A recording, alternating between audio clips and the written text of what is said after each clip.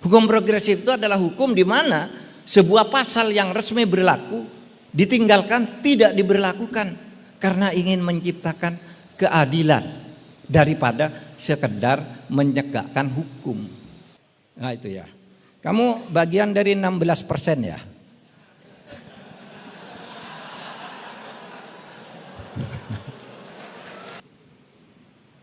Rugi dong kalau orang korupsi kayak Dadan itu hanya dihukum potong tangan. Iya dong.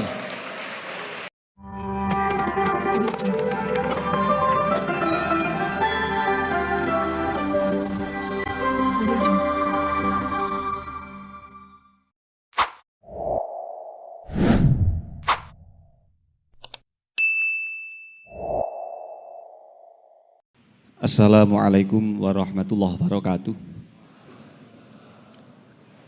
Alhamdulillah wassalatu wassalamu ala rasulillah wa ala alihi wa sahbihi wa mawalah amma ba'dah. Dengan menyingkat waktu, kami sebagai moderator akan menyampaikan pengantar singkat terkait kuliah umum pada pagi hari ini, bahwa dalam konteks ketatanegaraan Islam tidak memberikan ketentuan secara baku terkait bentuk negara, sistem pemerintahan maupun model konstitusi tertentu. Melainkan yang menjadi perhatian utama dalam Islam adalah terwujudnya nilai-nilai keagamaan, keadilan, dan kemaslahatan dalam kehidupan berbangsa dan bernegara menyesuaikan konteks dan realitas yang ada.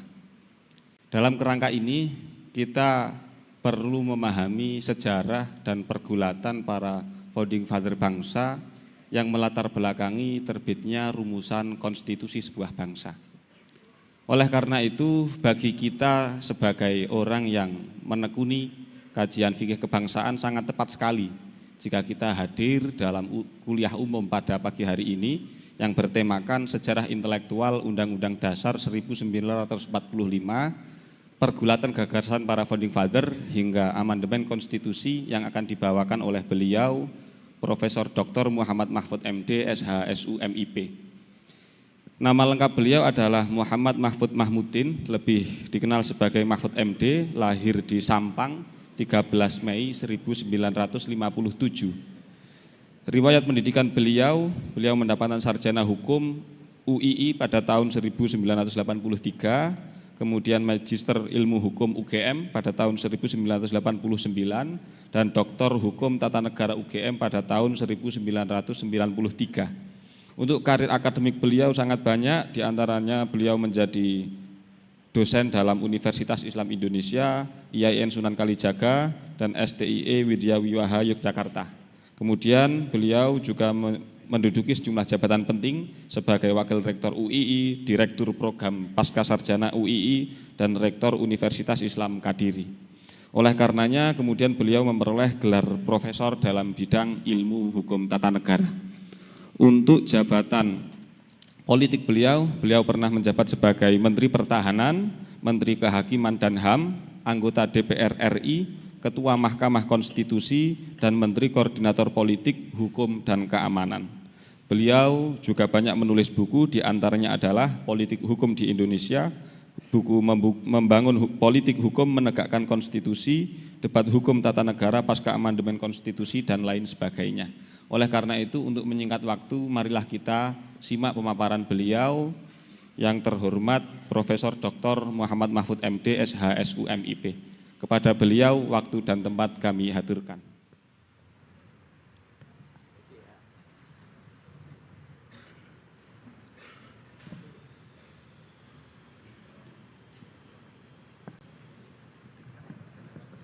Assalamualaikum warahmatullahi wabarakatuh.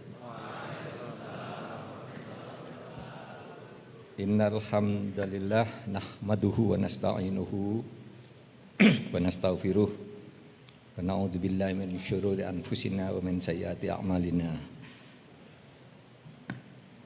Allahumma shalli wa sallim wa barik ala sayyidina Muhammad wa ala ali sayyidina Muhammad.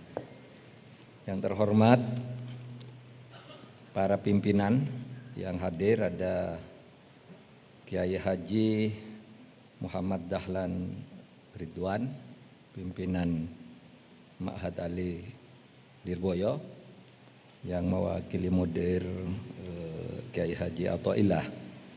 Kemudian ada Kiai Haji Muhammad Yasin Mustafa Kamal dari Senat Ma'had Ali Lirboyo, Kiai Haji Agus Abdul Mu'id Sohib, Kiai Haji Agus Muhammad Aminullah, para dosen dan seluruh mahasantri. Hadirin sekalian, saya akan bicara tidak sampai 1 jam karena dalam hitungan saya nanti kita akan di stop oleh masuk waktu sholat duhur. Jadi saya langsung saja bicara soal sejarah intelektual Undang-Undang Dasar 45. Saudara sekalian, berdasar catatan konstitusi yang pernah berlaku di Indonesia, Undang-Undang Dasar 45, Konstitusi RES, UUD S50, dan Konstitusi hasil amandemen, itu semuanya lahir dari perdebatan intelektual. Setelah munculnya kesadaran kebangsaan. Sebelum itu, perjuangan kemerdekaan itu tidak pakai perjuangan intelektual. Perjuangan fisik saja, perang. Seperti di Ponorogo, tidak ada perdebatan kita mendirikan negara apa, wilayahnya apa, pokoknya perang lawan penjajah. Imam Bonjol di Sumatera Barat, tidak ada konsep bernegaranya. Pokoknya penjajah itu harus dilawan. Tidak ada konsep yang diperdebatkan secara intelektual. Di Ambon, Patimura sama. Di Aceh, Tengku Umar sama. Tidak ada debat intelektual. Pokoknya angkat senjata melawan penjajah. Oleh sebab itu tidak efektif. Semuanya hanya perang fisik, tidak ada jihad intelektual. Nah saudara, jihad intelektual itu baru muncul itu ketika ada politik etis pemerintah Belanda. Jadi politik etis itu mula pertama muncul dari tulisan seorang bernama De Venter. De Venter itu seorang aktivis politik di Belanda, membuat tulisan yang kemudian menggema di parlemen yang menyatakan bahwa pemerintah Belanda punya hutang moral kepada rakyat Indonesia. Ratusan tahun orang-orang Nusantara dijajah. Ratusan tahun orang-orang dijajah. Tapi rakyatnya terbelakang. Tidak disekolahkan. Tidak diberi kesempatan berkembang secara ekonomi. Pendidikannya dipercayakan ke pesantren-pesantren yang tidak diakui civil effect-nya. Sehingga De Venter itu nulis harus sekarang pemerintah kerajaan Belanda selaku penjajah punya hutang moral agar memajukan rakyat Indonesia. Demikianlah pada tahun 1901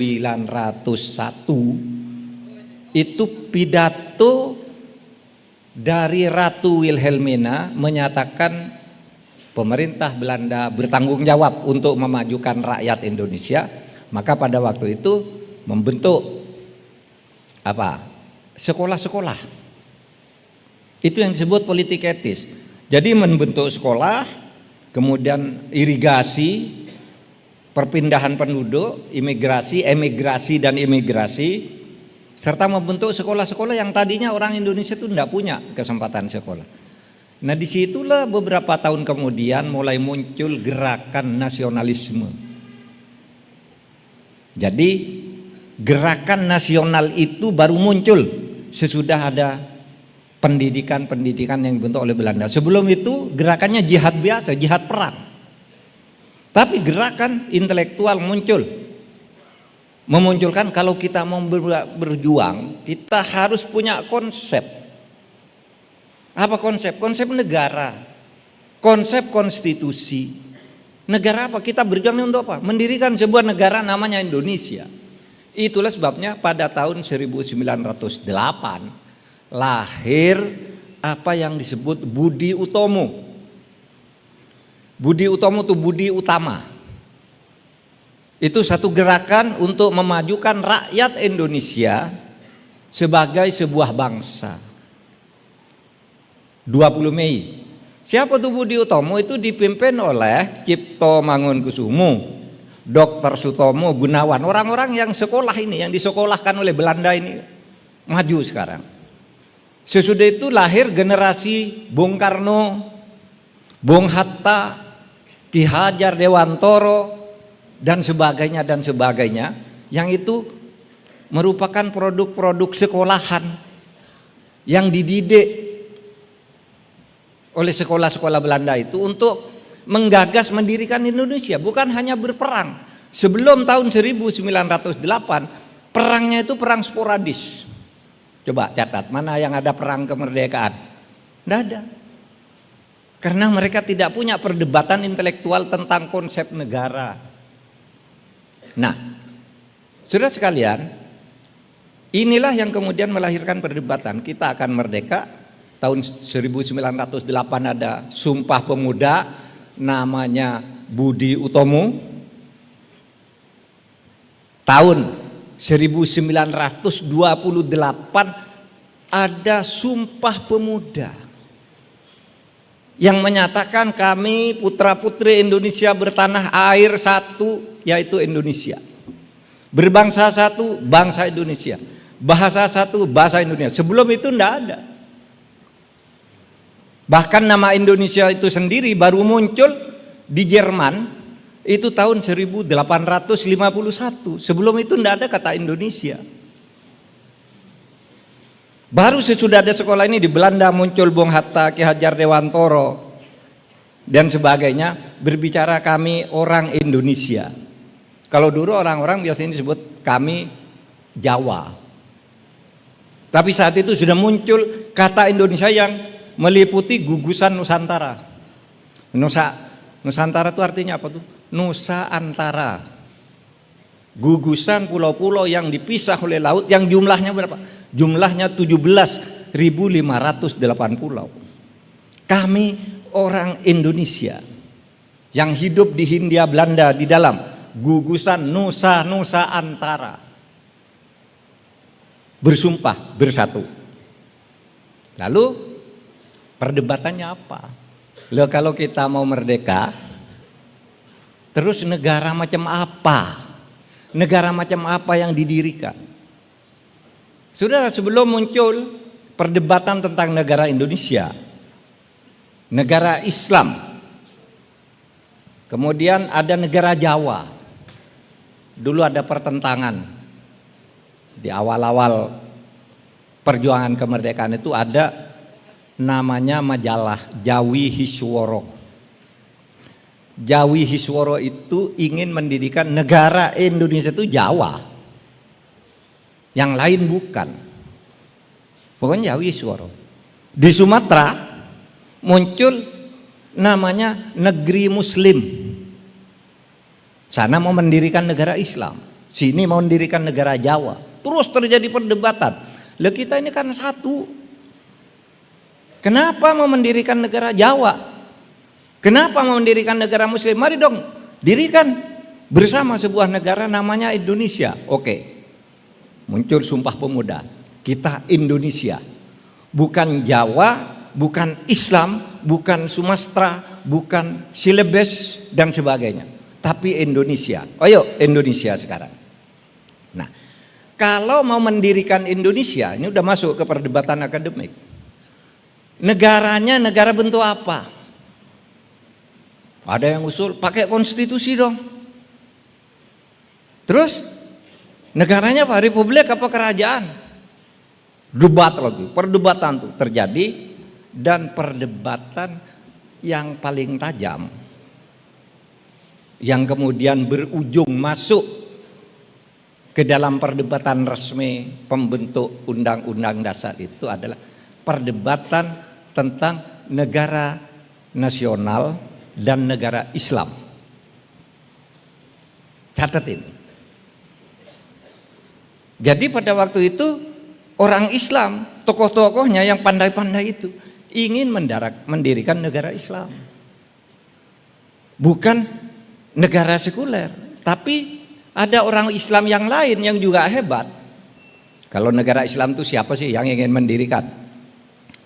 Nasir, Wahid Hasyim,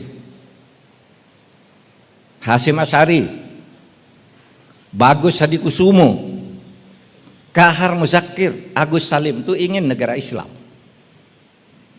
Oleh sebab itu pengelompokannya jelas, negara Islam, bukan negara nasional. Itu tercatat di dalam sejarah aja. Luruskan pemahaman saudara tentang ini. Karena itu nanti akan punya implikasi-implikasi ketika kita menegaskan sebagai negara Indonesia itu apa. Gitu.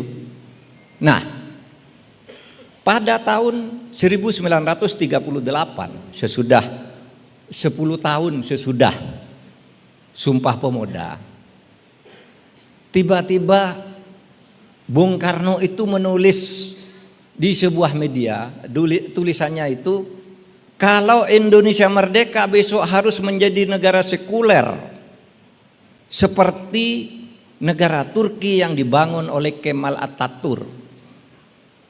Kemal Atatürk itu dulu membangun Turki dengan menghapus negara Islam dan mendirikan negara sekuler.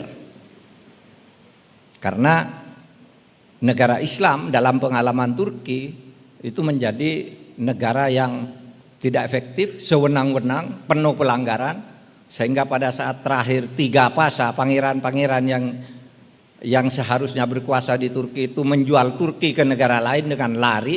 Akhirnya muncul Kemal Atatürk menyelamatkan itu, dan sesudah menang menyatakan Turki bukan negara Islam.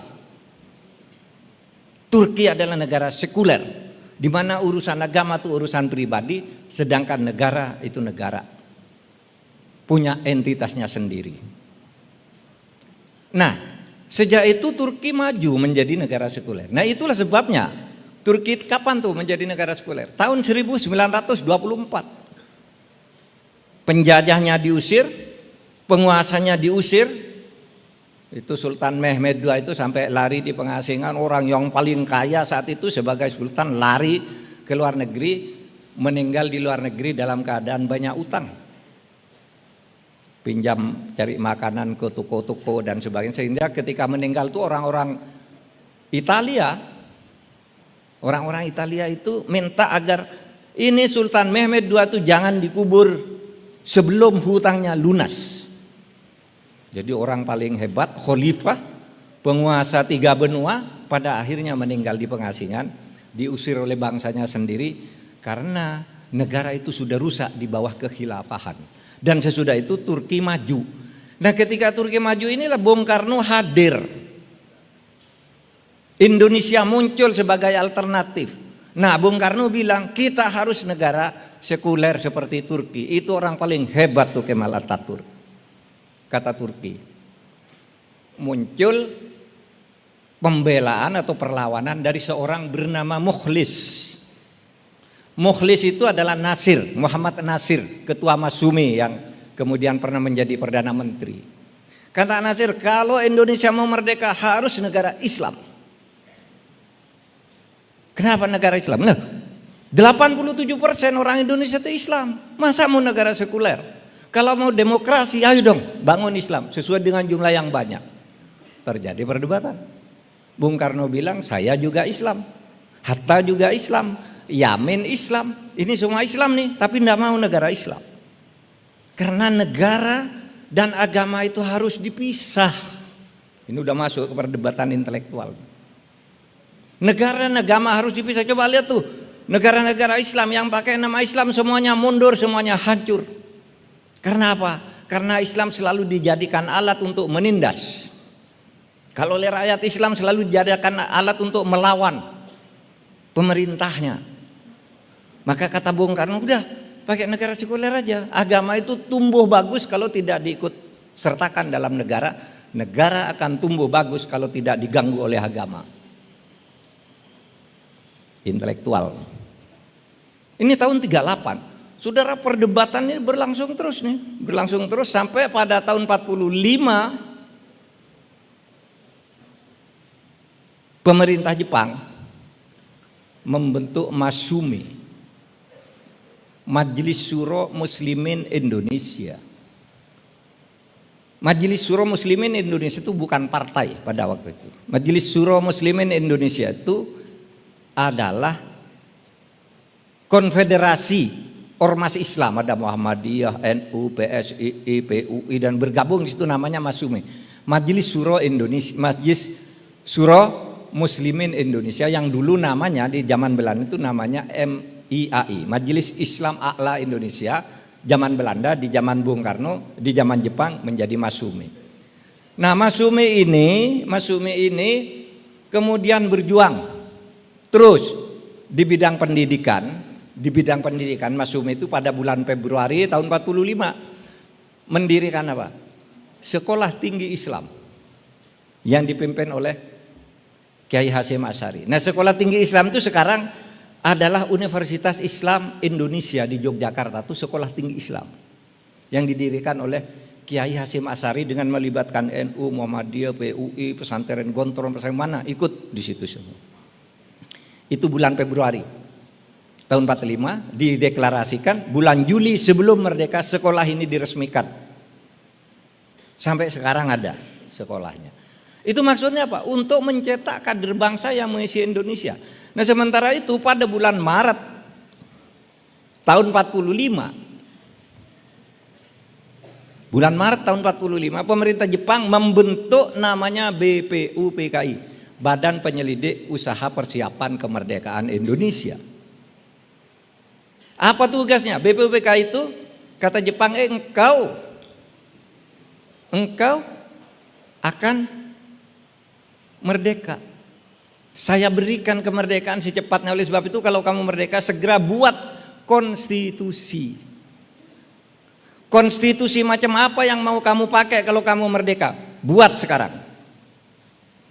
Dibentuklah BPUPKI. Ketuanya Pak Rajiman, orang Nganjuk. Rajiman itu orang Nganjuk. Rajiman Widyodiningrat dulu hebat, lebih terkenal dari Bung Karno di saat itu. Rajiman, wakilnya Panji Suroso. Nah, saudara, BPUPKI bentuk undang-undang dasar sekarang. Begitu undang-undang dasar kamu selesai, maka nanti kamu boleh merdeka. Demikianlah, nah ini perdebatan intelektualnya. Sidang pertama tanggal 29 Mei. Yang didebat itu bukan isi konstitusi, tetapi dasar ideologi negara. Kata Rajiman gini nih pidatonya, saudara, kita mau merdeka ya.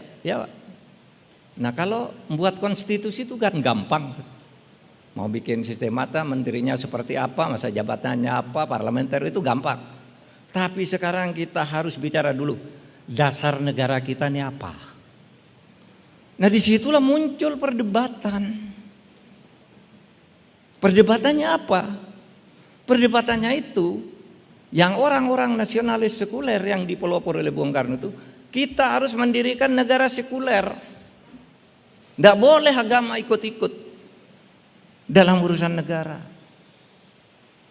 Agama harus diperlakukan sama. Kita bukan menjadikan satu agama dasar negara, tapi Tuhan itu Maha Esa dan milik agama siapa saja, dan di Indonesia boleh hidup semua agama. Nih, Soekarno nih, Yamin, Hatta. Tapi kelompok Islam yang diwakili tadi, Ki Bagus, Ki Wahid Hasyim, Kiai Maskur, Agus Salim, Abdul Kahar Muzakir, itu membawa idenya Nasir. Enggak, katanya. Negara ini harus dijiwai oleh nilai-nilai agama. Oleh sebab itu mereka ingin mendirikan negara Islam. Nih 29 Mei sampai 1 Juni 3 hari mereka berdebat tidak selesai, sampai akhirnya 1 Juni 1945 Bung Karno berpidato. Apa pidatonya itu? Dia berpidato tentang Pancasila. Pancasila, kata Bung Karno, kalau kita merdeka Pancasila lah. Pak Bagus, Ki Bagus katanya, yang orang Islam, nggak usah pakai negara Islam. Kalau orang Islam mau maju, berjuang aja nanti di pemilu, berjuang di parlemen. Kita bikin negara kebangsaan aja. Kita bentuk DPR sebagai kawah candra di muka bersatunya umat Islam dan umat-umat lain di situ, lalu melahirkan keputusan-keputusan bersama atas nama negara. Kelompok Islam tidak. Kami tetap usul negara Islam. Ini perdebatan, saudara. Kita punya ideologi sekarang ini sama dengan NU, negara kebangsaan. Indonesia, NKRI, harga mati. Itu ideologi sekarang. Dulu ndak. Baca nanti sejarah. Apa itu salah? Ndak salah. Waktu itu negara akan didirikan, siapapun boleh mengusulkan. Bung Karno boleh mengusulkan sekuler. Kenapa orang Islam tidak boleh mendirikan negara Islam? Jadi orang Islam bertumpuk pada waktu, pokoknya harus negara Islam. Akhirnya apa? 1 Juni itu sidang macet. Sidang macet. Kalau gitu enggak jadi kita. Daripada bertengkar terus, kita skor sidang sampai waktu yang tidak ditentukan. 1 Juni sidang ditutup. Jedat. Enggak ada kesepakatan. Jadi pada tanggal 1 Juni hari lahirnya Pancasila itu sidang deadlock. Deadlock. Sidang ditutup, tapi pada waktu itu dibentuk Panitia 8 namanya. Nah, Panitia 8 ini adalah panitia yang ditugaskan oleh BPUPKI untuk merumuskan dasar negara, mencari kompromi. Siapa Panitia 8 itu? 1 Soekarno, 2 Hatta, 3 Yamin, 4 MAA Meramis, 5 Ahmad Sukarja, yang ke-6 Otto Iskandar-Dinata. Ini semuanya kelompok sekuler. Lalu 2 dari wakil Islam itu Ki Bagus Hadikusumo dan Wahid Hasyim. Ini Panitia 8. Tidak diberi waktu kapan kerja, pokoknya kerja, sesudah selesai lapor. Nah, pada pertengahan Juni perang Pasifik meluas. Bung Karno khawatir nih kalau perang terus meletus kayak gini, kita tidak siap merdeka, ini gawat. Oleh sebab itu pada tanggal 22 Juni Bung Karno mengumpulkan Panitia 8 ini, tapi oleh Bung Karno dirombak. Kata Bung Karno gini, kalau 6 orang sekuler, Soekarno, Hatta, Yamin, Meramis, Sukarja, dan Otto Iskandar-Dinata. 6 ini orang kan orang yang tidak mau negara Islam. Yang mau negara Islam hanya Wahid Hasyim dan Ki Bagus Hadikusumo. Oleh sebab itu oleh Bung Karno dirombak, agar adil rombak. 4 dari golongan nasionalis, Soekarno, Hatta, Yamin, Ahmad Sukarja itu dicoret, diganti dengan Ahmad Subarjo. Otto Iskandar-Dinata dikeluarkan, dicoret. Ini golongan nasionalis, tidak usah terlalu banyak, 4. Golongan Kristen masuk Meramis. Golongan Islam ditambah dari 2 menjadi 4. Ki Bagus dicoret karena tidak bisa hadir tanggal 22 Juni, sehingga yang masuk di situ Abdul Kahar Musakir, Agus Salim, Wahid Hasyim, dan Abi Kusno Cokro Suyoso. Jadi 4 Islam, 4 nasionalis, 1 Kristen. Kristen tentu ikut nasionalis. Berdebat di situ, akhirnya dicapai kesepakatan. Oke lah, katanya. Kalau begitu nih tidak ada kompromi. Komprominya adalah kata Islam dimasukkan di dalam konstitusi. Apa isinya? Ketuhanan yang Maha Esa. Kalau Bung Karno dulu tuh usulnya ketuhanan yang berkebudayaan. Diganti ketuhanan ditambah dengan kewajiban menjalankan syariat Islam bagi pemeluk-pemeluknya. Itu kesepakatan Piagam Jakarta, ketuhanan dengan kewajiban menjalankan syarat Islam bagi pemeluk-pemeluknya. Sudah itu apa? Sudah itu pasal 6, Presiden Indonesia adalah orang Indonesia asli dan beragama Islam. Itu kesepakatannya. Pasal 29 bunyinya, negara berdasar atas ketuhanan dengan kewajiban menjalankan syarat Islam bagi pemeluk-pemeluk. Ada 3 kata Islam yang disepakati tanggal 22 Juni sesudah komposisi 8:6 itu dirombak oleh Bung Karno. Saudara,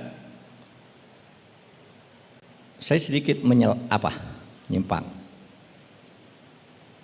Jadi Bung Karno itu demokratis pada waktu itu. Kalau Islam diadu kalah 2:6 kok. Kata Bung Karno, ayo 4 sama 4 tambah 1. Maka jadilah kompromi itu dicapai, Piagam Jakarta tanggal 22 Juni. Dan Bung Karno ketika berpidato 10 Juli melapor nih. Ketika melapor kepada sidang pleno, mengatakan, Bapak sekalian katanya, saya terpaksa melanggar aturan, melanggar prosedur. Apa Bung? Seharusnya kan saya ikut bahwa yang membentuk itu 8 orang. Tapi karena itu tidak adil, saya jadikan 9 orang. 9 orang itu lebih adil karena Islamnya 4, nasionalisnya 4, dan Kristennya 1. Adil, kata Bung Karno. Dan kami dengan keadilan telah mencapai Piagam Jakarta. Minta disahkan, jangan ribut lagi, disahkanlah Piagam Jakarta berlaku. Dan itu. Nah, saudara, kalau sekarang saudara belajar ilmu hukum, wacana intelektual ya, satu perbuatan yang sengaja meninggalkan aturan resmi tapi untuk mencari keadilan substantif, itu namanya hukum progresif. Hukum progresif itu adalah hukum di mana sebuah pasal yang resmi berlaku ditinggalkan, tidak diberlakukan karena ingin menciptakan keadilan daripada sekedar menegakkan hukum. Karena hukum itu belum tentu adil. Maka Allah berfirman, wa idza hakamtum bainan nas antahkumu bil adl. Kalau kamu berhukum di antara manusia, ya berhukum dengan adil. Kenapa berhukum dengan adil? Karena hukum itu belum tentu adil. Itulah hukum progresif. Itulah hukum progresif yang dulu dipopulerkan sebagai ilmu oleh Sacipto Raharjo dari Undip. Sebenarnya kalau ditarik, Bung Karno itu sudah progresif ketika dia katakan aturan resmi kalau tidak berguna harus buang ke tong sampah. Ketika saya jadi ketua Mahkamah Konstitusi, semua aturan yang tidak berguna dibatalkan. Kenapa? Aturan kalau tidak berguna ya tidak boleh diberlakukan. Aturan itu ya harus menciptakan keadilan. Nah, kalau ditarik lagi, apakah pencipta hukum progresif itu Bung Karno? Bukan. Banyak lagi, bahkan di abad pertengahan tuh pemikir-pemikir hukum di barat tuh juga banyak menciptakan hukum progresif. Tapi lebih maju dari itu. Dulu Umar bin Khattab radhiyallahu anhu itu sudah membuat hukum progresif ketika membuat keputusan bahwa orang mu'allaf tidak perlu mendapat bagian zakat. Lihat nanti di dalam fikih, usul fikih, ketika Umar menjadi khalifah kan ada innamas shadaqatu lil fuqara wal masakin wal amilin wal gharimin wal mu'allaf. Mu'allaf dapat wal mu'allafati qulubuhum ya bil gharimin wabnes sabil wa fi sabilillah 8. Tapi ketika Umar, sekarang orang mu'allaf enggak boleh dapat zakat, kata Umar. Oh Umar, kamu melanggar penciptaan Tuhan. Kan Tuhan udah mengatakan 8. Iya, itu ayat dulu turun, kata Umar. Ketika orang Islam itu masih sengsara, orang mau masuk Islam dikejar-kejar oleh keluarganya, dibunuh di mana-mana. Sekarang orang sudah pada berebutan masuk Islam. Seharusnya mereka bayar. Jadi sekarang tidak usah kasih zakat, kata Umar. Lihat nanti. Itu hukum progresif. Lepas dari saudara setuju atau tidak. Itulah debat intelektual sebenarnya. Tentang itu. Nah, itu sebabnya kemudian saudara Bung Karno katakan kita ganti perdebatan ini dengan satu kesepakatan namanya Piagam Jakarta. Tapi pada tanggal 18 Agustus 1945 ketika PPKI bersidang. Nah, ini mulai nih. Maret pemerintah Jepang membentuk BPU PKI tadi yang membuat rancangan undang-undang dasar sampai mencapai kesepakatan akhir Piagam Jakarta disahkan pada tanggal 10 Juli yang sidang-sidangnya berlangsung sampai 17 Juli. Bubar nih. BPU PKI tugasnya sudah selesai, undang-undang dasar sudah selesai, dasar negara sudah selesai. Lapor ke Jepang, saya siap merdeka. Ini undang-undang dasarnya sudah ada. Oh, kalau begitu harus ada panitia baru yang menyatakan kemerdekaan. Siapa itu? Dibentuk PPKI. Panitia Persiapan Kemerdekaan. Ini tugasnya lain lagi, mengesahkan undang-undang dasar dan membentuk pemerintah agar Indonesia merdeka. Oke, ini 7 Agustus. Tanggal 9 Agustus, Rajiman, Soekarno, Hatta diundang ke Dalat. Jadi Dalat tuh di Vietnam lewat Saigon sana terus ke Dalat gitu. Waktu itu belum banyak pesawat, jadi pesawatnya masih okrek-okrek gitu. Perjalanannya lama. Panggil ke Dalat untuk apa? Diberitahu, Bung, laporanmu udah masuk. Kata Jenderal Terauchi. Jenderal Terauchi itu penguasa Asia Tenggara untuk penjajahan Jepang, penguasa kolonial Jepang di Asia Tenggara. Itu Jenderal Terauchi namanya. Bung, laporan udah masuk merdeka. Besok kamu sudah boleh merdeka kapan saja kamu mau.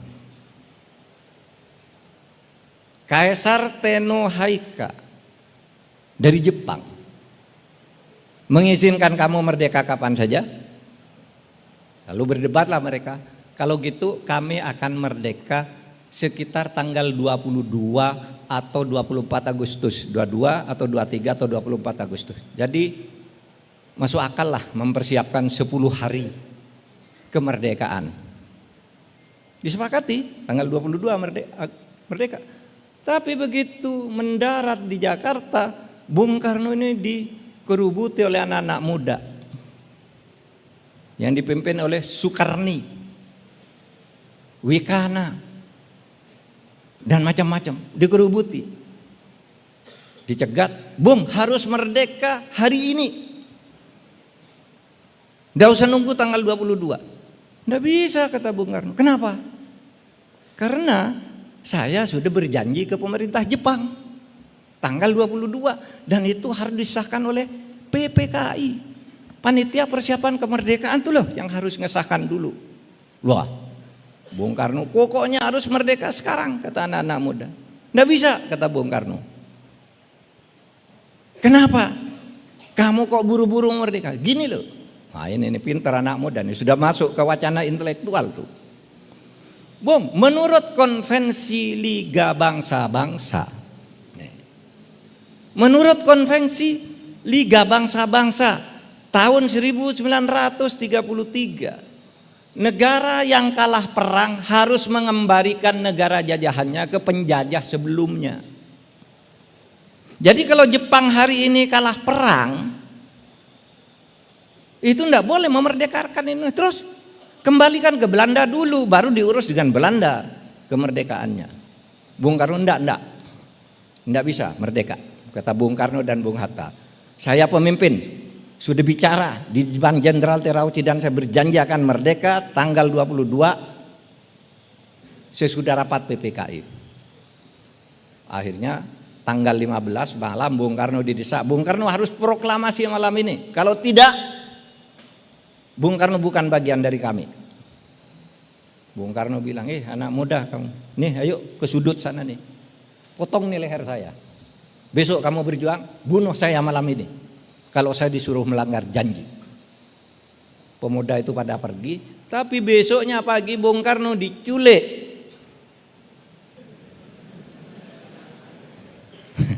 Jadi waktu itu sudah ada orang menculik orang itu, saudara. Karena urusan politik menculik orang tuh bisa.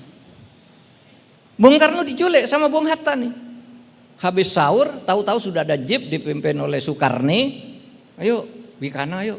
Ada yang jemput Bung Hatta, ada yang jemput Bung Karno, dibawa ke Rengas Dengklok. Bung, kamu harus sekarang ke Rengas Dengklok. Kenapa? Merdeka.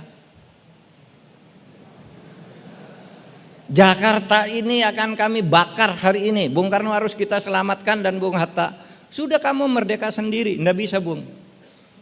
Rakyat enggak akan ikut kalau Bung Karno, kalau bukan Bung Karno yang merdekakan. Sebab itu kami diculik. Tanggal 16 Agustus. Nah, saudara, tanggal 16 Agustus itu, ya, itu sudah ada pembacaan proklamasi di Rengas Dengklok. Ada upacara bendera. Kami rakyat Indonesia merdeka. Ada lagu Indonesia Raya, ada orang bendera. Tapi Bung Karno bilang, ya saya baca itu karena ditodong oleh anak-anak dan itu tidak sah merdeka itu. Kenapa? Lo merdeka itu kan harus didengar oleh dunia internasional. Saya cuma 8 orang. 8 orang kau merdeka, siapa? Kata Bung Karno, siapa 8 orang merdeka? Kita tidak sah ini, harus ulangi lagi. Pulang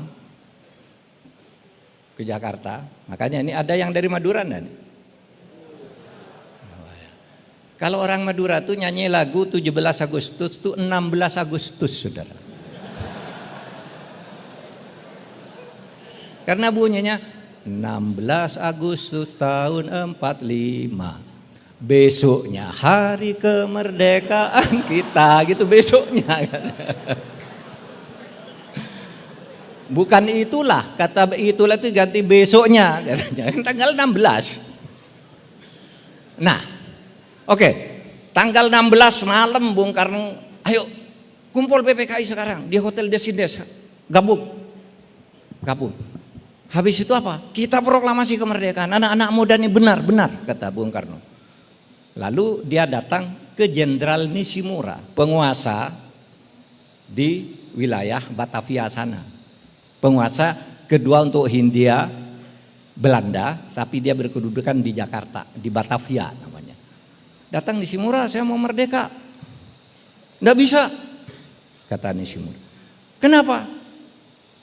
Pemerintah Jepang melarang Anda merdeka. Loh, kemarin saya sudah dipanggil suruh merdeka kapan saja kok, sekarang nggak boleh. Ya, kalau kamu merdeka tadi tanggal 12, jam 12 kamu boleh. Tapi sejak jam 12 tadi ada telegram dari Tokyo, tidak boleh ada kemerdekaan dimanapun. Kalau kamu tadi minta merdeka jam 12 bisa. Loh, kami sudah dijanjikan merdeka, itu kan janji kemarin, sekarang udah berubah. Iya, memang itu tadi, ada konvensi PBB itu. Tidak boleh memberi kemerdekaan. Indonesia itu harus diberikan kepada sebuah pemerintahan sementara namanya NICA, Netherlands India Civil Administration, yang berkedudukan di Melbourne. Sudah ada pemerintahnya tuh, Belanda mau kembali, mau diserahkan ke situ. Bung Karno, Bung Hatta, tidak bisa, kami akan merdeka. Kata Nishimura, pokoknya tidak boleh. Bung, kalau saya merdeka sekarang, kata Bung Karno, apakah kamu akan menembak kami? Akan kami tembak kalau kamu merdeka sekarang. Pulang Bung Karno, lalu dilindungi oleh seorang opsir angkatan laut namanya Maida. Sudah, kalau Nishimura tidak boleh kamu rapat untuk merdeka, di rumah saya aja. Dilindungi oleh Nishimura, disitulah dituliskan proklamasi kemerdekaan itu. Nishimura ini akhirnya diadili, dijatuhi hukuman mati oleh pemerintahnya karena dianggap berkhianat, tapi kemudian diberi pengampunan. Nah, saudara, demikian apa perdebatan intelektualnya. Satu, Indonesia itu merupakan negara kompromis, prismatik, mengkompromikan antara ide negara Islam dan negara sekuler menjadi negara Pancasila. Itulah prismatik namanya. Prismatik. Dari perdebatan itu. Konsep negara agama dikeluarkan, negara sekuler, teori demokrasi. Apakah ini itu demokrasi, apa kerajaan? Itu diperdebatkan lama lalu di voting. Sudah di voting. Bahwa kita sekarang ini negara demokrasi, di voting. Karena perdebatan, kalau demokrasi bagusnya ini, tapi jeleknya ini, di berbagai negara buruk seperti ini. Tapi kalau kerajaan baiknya ini, baiknya ini, baiknya ini, terus akhirnya voting. Voting. Negara hukum, masalah kehakiman. Dulu sudah diperdebatkan kita harus punya Mahkamah Agung. Enggak, kurang kata Yamin. Harus ada Balai Agung di samping Mahkamah Agung. Balai Agung itu apa? Balai Agung itu Mahkamah Konstitusi. Yang sudah ada di negara-negara lain. Di Australia sudah ada, di Ceko sudah ada, kita bentuk kata Yamin. Jadi perdebatannya hebat-hebat tuh intelektualnya. Pemikiran keislamannya juga hebat-hebat tuh. Muncul di situ sebagai perdebatan intelektual, bukan fisik semata. Nah, oke. Waktunya mau habis. Saya nerobos saja nih. Ya, nerobos. Kan masih ada perubahan Undang-Undang Dasar 49, UDS 50, dekret, semua tuh ada wacana intelektual sampai sekarang aja deh. Undang-Undang Dasar 45. Undang-Undang Dasar 45 itu, saudara, ternyata sesudah berlaku, selama berlakunya Undang-Undang Dasar itu selalu menimbulkan kesewenang-wenangan. Bung Karno dulu membatalkan UUDS 50, memberlakukan UUD 45, Bung Karno melakukan kesewenang-wenangan yang luar biasa selama 6 tahun sampai akhirnya dijatuhkan. Muncul Pak Harto. Pak Harto mula-mula demokratis, tapi mulai 78 sudah mulai muncul korupsi-korupsi, akhirnya Pak Harto dijatuhkan. Muncul reformasi. Nah, di dalam reformasi ini ada pikiran. Kalau gitu kita ganti aja Undang-Undang Dasar melalui amandemen. Nah, sekarang amandemen itu saudara sekalian sudah dilakukan dan menghasilkan beberapa hal yang sangat mendasar ya. Ini ada di halaman 10. Kita langsung aja ke halaman 10 dari halaman 1. Perdebatan intelektual terus terjadi berkali-kali sampai mengubah konstitusi. Amandemen kita itu pertama menguatkan demokrasi atau demokratisasi. Judulnya UUD 45 hasil amandemen. Slide-nya di halaman 10. Yang kedua, mengubah panca as politika menjadi hasta as politika. Saudara sering salah. Mengatakan setiap negara demokrasi itu menganut trias politika. Legislatif, eksekutif, yudikatif. Indonesia sejak awal tidak pernah menganut trias politika. Dengan sadar dikatakan di dalam perdebatan Undang Dasar 45, kita tidak ikut trias politika. Terus buat apa? Panca as politika. Legislatif, eksekutif, yudikatif, auditif. Auditif itu pemeriksa keuangan, BPK. Dan konsultatif itu Dewan Pertimbangan Agung. 5. Bisa Pak, bisa di berbagai negara bisa kok. Trias politika itu dulu yang buat John Locke, lalu Montesquieu, lalu Immanuel Kant bilang gitu lalu dianggap dalil gitu. Enggak, di berbagai negara macam-macam. Ada yang 4 poros, ada 3 poros, ada yang 7 poros. Di Jerman tuh 9 poros. Nah, Indonesia diubah sekarang menjadi 8. Dari 5 menjadi 8. Legislatif, MPR, DPR, DPD, Presiden, Mahkamah Agung, MA, MK, BPK, dan Komisi Yudisial. 8. Ini namanya hasta as politika. Lalu tidak adil lagi lembaga tertinggi dan lembaga tinggi. Dulu ada lembaga tertinggi namanya MPR, lembaga tinggi ada 5, panca as.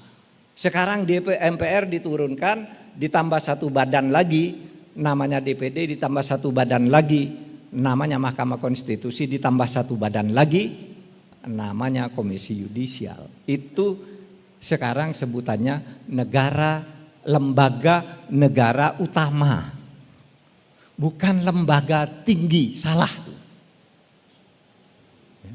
Itu guru-guru yang masih mengatakan lembaga tinggi tidak ada.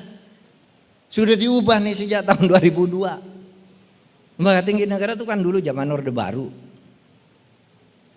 Berdasar TAP MPRS nomor 20 tahun 66. Lalu pemilu harus berlangsung jujur adil.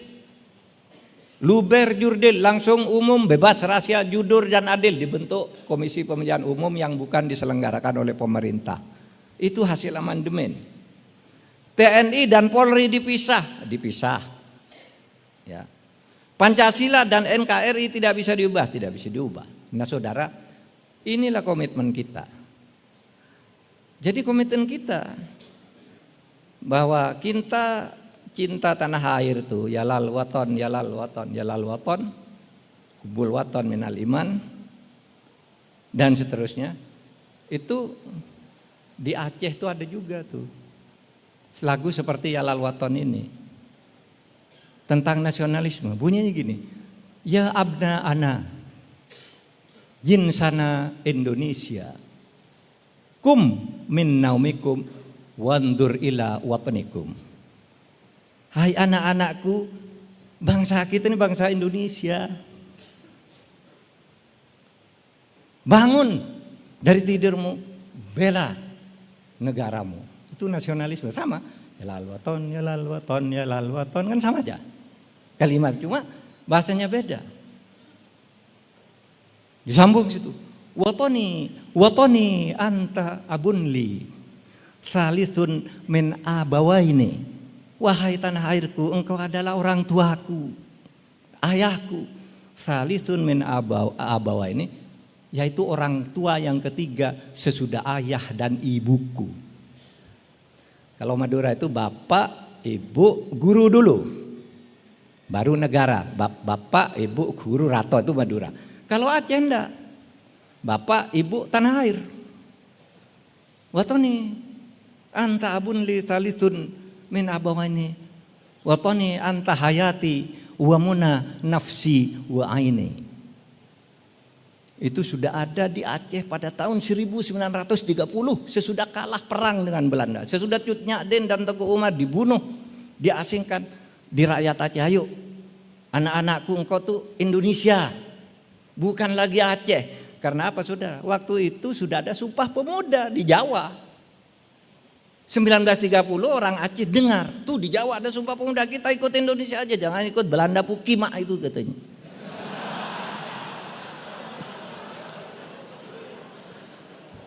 Jadi lagu-lagu Arabnya juga muncul. Di sana kan Aceh Islam sama dengan Kediri lah, sama dengan Madura itu kan Islamnya kental banget di sana. Kayak Sumatera Barat itu.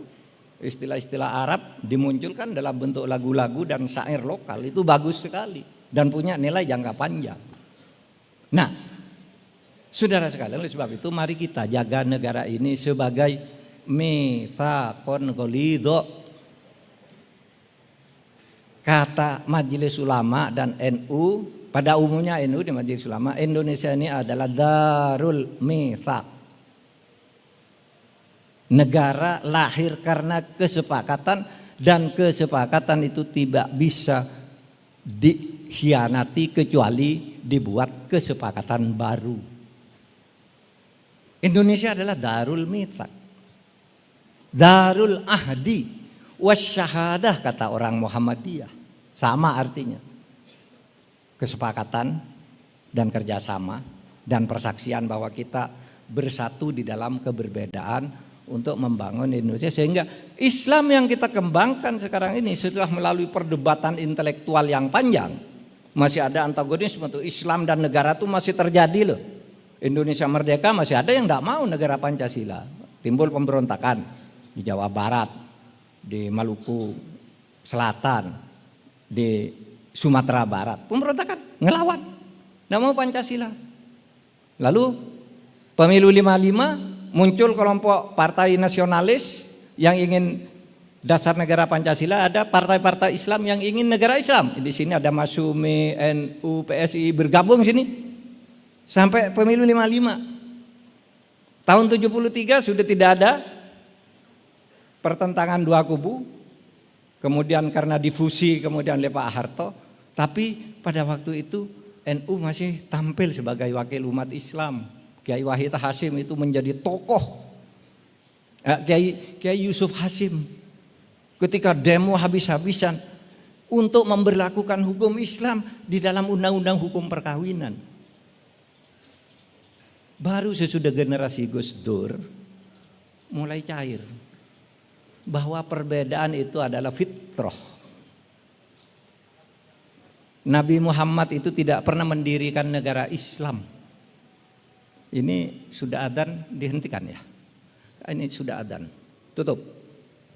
Moderator? Hah? Oh, dilanjutkan. Ya, berarti pengikut Gus Dur.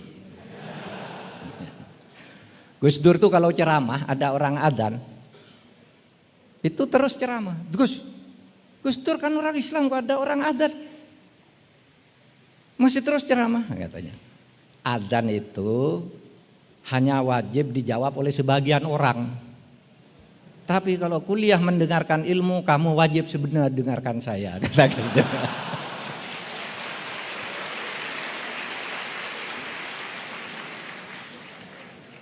Fardhu kifayah. Sana sudah adzan.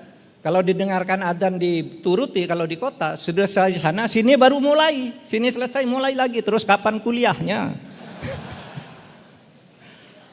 Mari kita teruskan saja.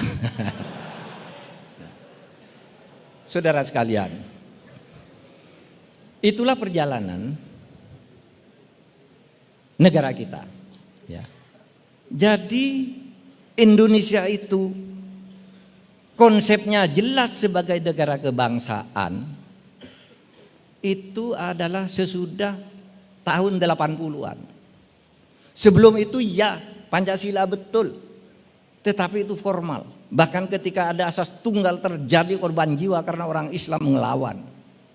Priok meninggal, lebih dari 200 orang tidak tahu kuburannya di mana. Sampai sekarang tidak jelas hukumnya, tetapi itu dicatat oleh negara bahwa itu pelanggaran HAM berat yang sampai sekarang tidak diketahui pelakunya. Pelakunya diduga ada, tapi kan hukum itu perlu bukti. Nah baru sudah itu muncul apa? Kita kalau bertengkar terus Indonesia tidak maju-maju. Mari kita bersatu di dalam fakta keberbedaan. Karena apa? Karena menurut Al-Quran surat Yunus 99, walau syaa rabbuka la'amana kulluhum man fil ardi jami'a afa anta tukrihan nas. Kalau Allah mau semua manusia itu iman semua kok, Islam semua. Tapi memang Allah yang tidak mau mengislamkan semua. Afa anta tukrihan nas, apa kamu memaksa orang lain? Udahlah hidup bersama aja. Walau syaa Allah la ja'alakum ummatan wahidah. Surat Al-Maidah ayat 48.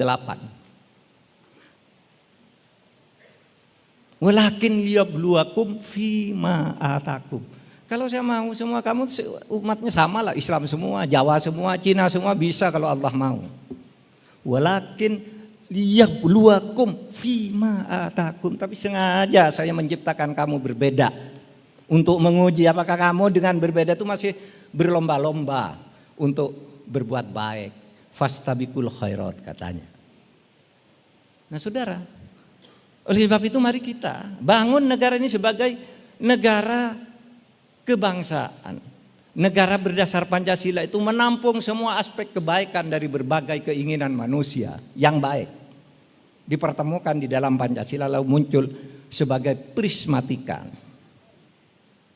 Prismatika itu titik sinar yang muncul dari titik temu liberalisme, sosialisme, komunisme, islamisme, gotong royong Indonesia. Ketemu nih digodok muncul namanya Pancasila. Di dalam keberbedaan. Jadi sudah Ahlussunnah wal Jamaah di Indonesia itu mengatakan juga bahwa di Indonesia itu Islamnya apa? Wasatiyah. Ini fikih ketatanegaranya kita ini kan ada fikhus siyasah, fikhud dusturiyah, ya, fikih politik, ketatanegaraan, dusturiyah, fikih konstitusi. Lalu ada apa lagi tadi? Fikih apa, Pak? Ya, fikih kebangsaan, fikih watoniyah, dan macam-macam. Nah, kita bicara ini, kalau berbicara debat intelektual, sehingga lalu timbul perdebatan. Apa sih yang menyebabkan kita, yang menjadi alasan harus kita bersatu? Ya itu tadi, Allah menciptakan kamu sengaja berbeda, tapi bekerja samalah kamu. Lakum dinukum waliyadin.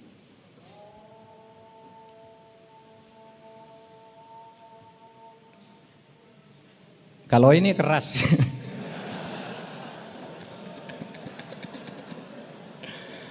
Kalau dilawan berlomba kalau ini.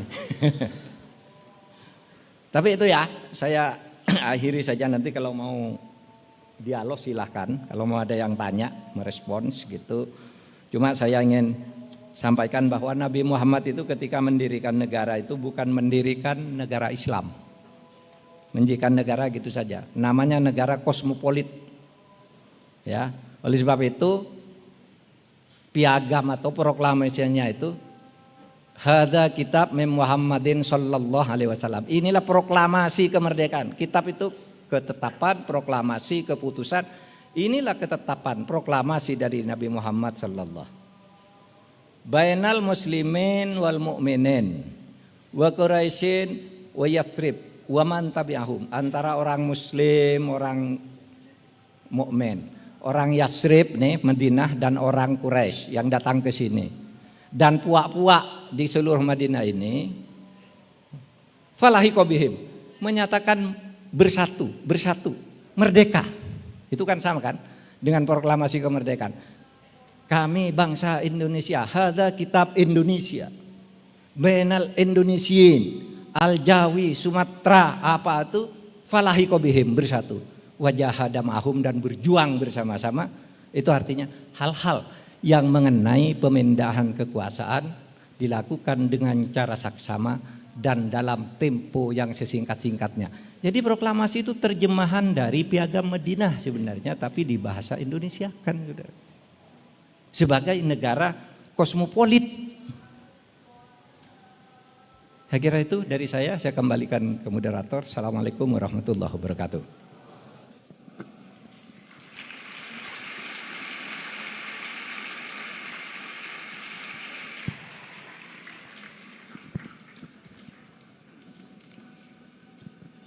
Terima kasih kami haturkan.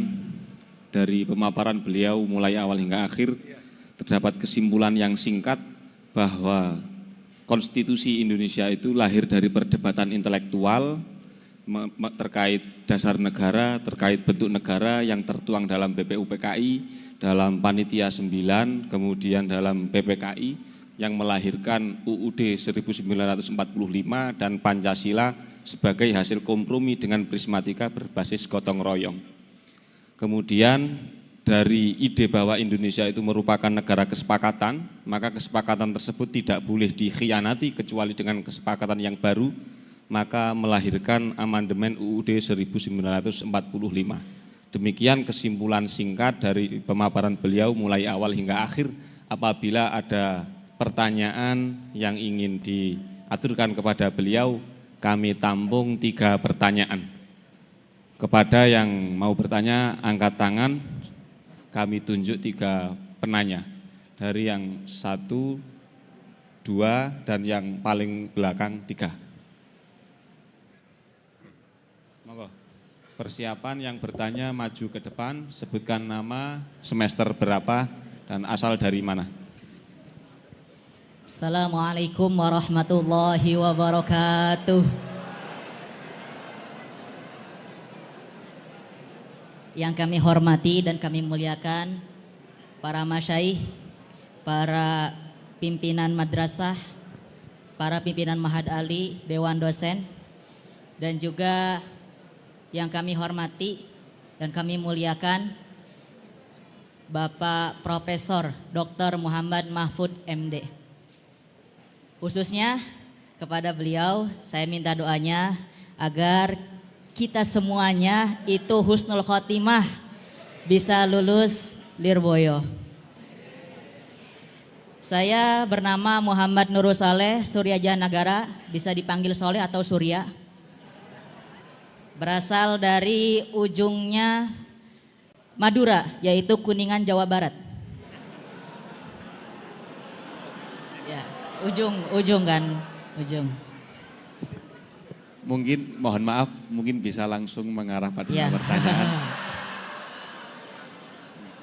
Langsung saja di sini saya ingin menanyakan permasalahan tentang HAM. Sejauh yang saya tahu, argumen yang menyatakan sejak dahulu Islam sudah sejalan dengan hak asasi manusia dalam Undang PBB itu ada 3 hal. Yang pertama menggunakan ayat suci Al-Quran tentang masalah takwa dan juga masalah Nabi Muhammad sebagai utusan Allah. Kemudian yang kedua Piagam Madinah, yang ketiga Maqasidus Syariah. Namun lagi-lagi nyatanya saya melihat realita penerapan fikih klasik itu secara sekilas banyak yang bertentangan dengan HAM. Pertama, masalah kafaah dalam masalah nikah. Ya. Yang kedua, konsep perbudakan oleh Nabi Muhammad tidak langsung dihapuskan. Yang ketiga, tidak ada kisos ayah membunuh anaknya. Nah, yang saya tanyakan apakah benar di zaman Rasul itu HAM memang sudah ada dan juga sudah diberlakukan. Dan argumen ini memang benar atau tidak. Itu pertama. Terus yang kedua masalah konstitusi. Nah, dalam masalah mohon maaf. Pertanyaan yang mengarah terhadap apa yang beliau sampaikan mungkin lebih diarahkan ke sana. Saya lebih ke permasalahan HAM karena beliau itu adalah salah satu dari mantan Menteri HAM. Nah, itu jadi pas untuk beliau, sangat pas. Kemudian beliau juga adalah bapak bangsa kita, maka saya ingin bertanya tentang kemajuan bangsa. Yang pertama gini, nah kita itu dididik untuk berjuang di politik kalau kita masuk DPR. Nah, untuk apa? Yaitu untuk menjadikan peraturan-peraturan negara itu ada ruhul Islam. Pertama. Yang kedua ada legitimasi ulama.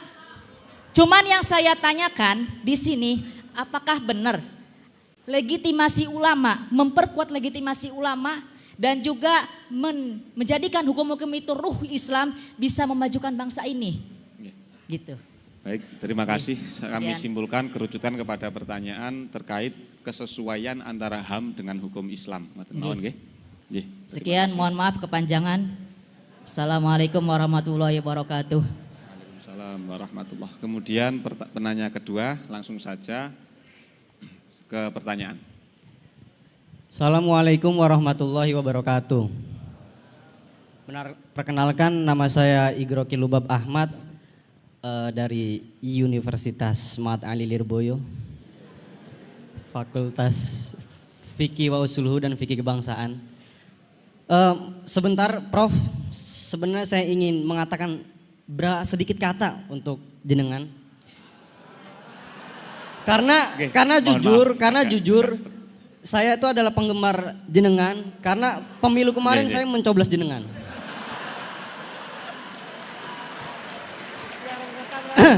Enggak, langsung ke pertanyaan.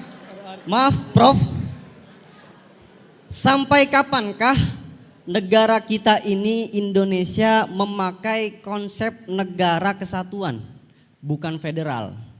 Itu sudah ada itu polemiknya sejak zaman Bung Karno dan Bung Hatta. Tapi mendapatkan kompromi dengan hasil Bung Hatta menyaratkan mempertegas otonomi kepada wilayah yang luas. Tetapi pasca reformasi, Undang-Undang 1445 amandemen Undang-Undang 1445 itu 1945. Ya, kalau kayak gini kan bangun semua gitu maksudnya.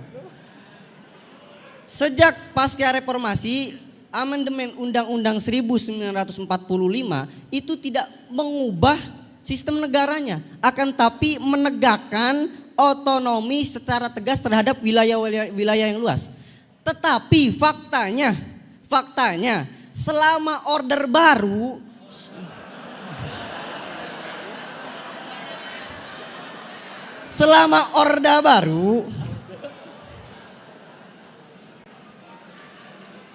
otonomi yang dipertegas terhadap wilayah-wilayah tersebut tidak dijalankan secara konsekuen, yang akhirnya menjadikan aspirasi rakyat lokal terabaikan. Sekarang itu ada isu-isu pesta babi tersebut. Ya, kalau selama-lamanya negara kita ini menggunakan konsep negara kesatuan, Indonesia maksudnya mempunyai kekhasannya yang luas gitu. Potensi seperti ini tidak bisa dimaksimalkan melalui negara yang kesatuan. Karena apa? Yang pertama, tidak mendengarkan aspirasi rakyat lokal. Yang kedua, pengambilan keputusan secara pihak dalam pemerintahan, sewenang-wenangan lah kayak gitu. Terus kalau selamanya seperti ini, apakah makna Indonesia Raya merdeka sedangkan rakyatnya menderita luka? Sampaikan kepada Bapak Prabowo Subianto itu.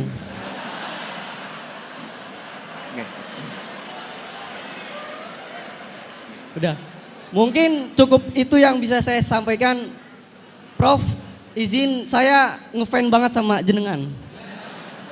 Assalamualaikum warahmatullahi wabarakatuh. Waalaikumsalam warahmatullahi wabarakatuh. Terima kasih. Lanjut ke penanya ketiga, langsung singkat padat jelas. Bismillahirrahmanirrahim. Assalamualaikum warahmatullahi wabarakatuh.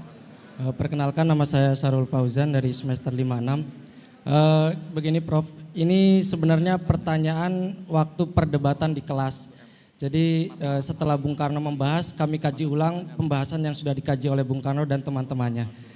Jadi pertanyaan saya pertama di kelas itu, kenapa Indonesia tidak berani menerapkan negara Islam atau aturan hukumnya menggunakan aturan Islam? Teman saya menjawab, kalau namanya politik itu harus maslahat dan menjauhkan dari mafsadat. Lah saya tanya, kalau Indonesia menerapkan ini emang akan timbul mafsadat? Dijawab, tentu mafsadatnya akan lebih besar. Itu ada qaul Umar bin Abdul Aziz dan lain-lainnya. Lah kemudian kalau di Indonesia sendiri itu emang mafsadanya timbul atau tidak? Dia nggak bisa jawab. Dan akhirnya saya jawab sendiri. Satu contoh timbulnya mafsadah itu adalah saat pencetusan Piagam Jakarta. Di situ kan ada penghapusan 7 kata, yakni ketuhanan yang Maha Esa dengan menjalankan syariat-syariat Islam bagi pemeluknya. Ada penghapusan. Oke, di situ ada pemberontakan dari negeri-negeri dari orang-orang timur seperti NTT, NTB dan lain-lain. Ya benar, di situ timbul mafsadah. Akhirnya ada sedikit perpecahan. Tapi ini lambat laun itu di era Soeharto, di era Soeharto itu muncul gagasan untuk membentuk hukum-hukum Islam. Akhirnya muncul produk kompilasi hukum Islam. Kompilasi hukum Islam ini nanti diakui, dilegalkan oleh negara menjadi hukum positif. Akhirnya umat Islam itu nanti luzum, wajib untuk ikut apa yang tertera dalam kompilasi hukum Islam. Nah cuma yang saya tanyakan itu, kenapa dalam kompilasi hukum Islam ini hanya mengambil hal-hal yang sifatnya itu bersifat sosial. Kalau saya nggak salah itu hanya 4 bab, yakni munakahat, kemudian waris, dan 2 lagi itu saya lupa. Itu ada 2 itu. Nah kemudian akhirnya undang-undang itu kalau misalkan mau mencetuskan hukum, contoh dalam perkawinan itu kita tidak boleh menikah dengan kafir kitabi, kan seperti itu. Dalam undang-undang dikatakan sah menikah ketika sesuai dengan pemeluk-pemeluknya. Akhirnya rujuknya sesuai dengan kepercayaannya. Akhirnya rujuk atau referensi yang digunakan diantaranya adalah KHI. KHI mengatakan tidak boleh menikah dengan kafir kitabi haram, gitu kan. Lah akhirnya saya tanya, kalau seperti itu harusnya hukum-hukum Islam yang lain pun bisa dimasukkan dalam KHI.